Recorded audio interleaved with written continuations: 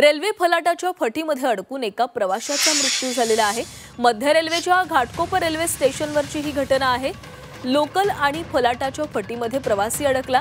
या प्रवाशाला बाहेर काढण्यासाठी युद्ध पातळीवर प्रयत्न सुरू होते, मात्र त्याचा दुर्दैवी मृत्यू झालेला आहे। संजय जगजप्पा मातंगे असं या प्रवाशाचं नाव असून ते रात्री 8 वाजण्याच्या सुमाराला फलाटावर लोकलची वाट पाहत होते।